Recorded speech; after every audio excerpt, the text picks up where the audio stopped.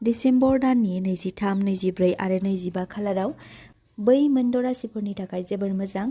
बेनिनो मकर राशिया बयनिख्रुइबो साबसिन हामसिन लाब गोनां। बिथांमोनजों भाग्यआ हेफाजाब होगोन मानोना शुक्र आरो सूर्य ग्रहआ गोरोबलायनायनि थाखाय बे राशिया धोन, केरियार आरो जौगासारनायाव जोबोर मोजां खाबु मोनो। लोगोसे मेष राशि, कर्क राशि, तुला राशि, धनु राशि, सिंह कर्क राशि, तुला राशि, धनु राशि, सिंह राशि आरो बृषभ राशि बैफोर राशिफ्राबो जोबोर मोजां सुबिदा मोननो हागोन। गुबैयै 24 आरो 25 डिसेम्बराव फिथाइ थायनायनि चान्स थागोन। दानिया बै राशिफोरनि सोमोन्दै एसे मिन्थिना लानि।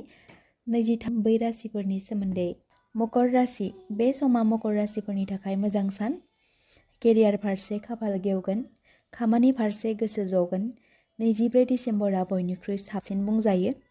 सिंह राशि, खस्थ'नि फिथाइखौ मोनफुंनो हागोन, गेदेमाफोरनिफ्राय थुलुंगा मोननो हागोन, मोजां मोनलायनायफोरनि थाखायबो गोजोननाय फैगोन। गमामायै बै सानफोराव नोंथांमोनखौ भाग्यआ हेफाजाब होगोन। धनु राशि, सूर्य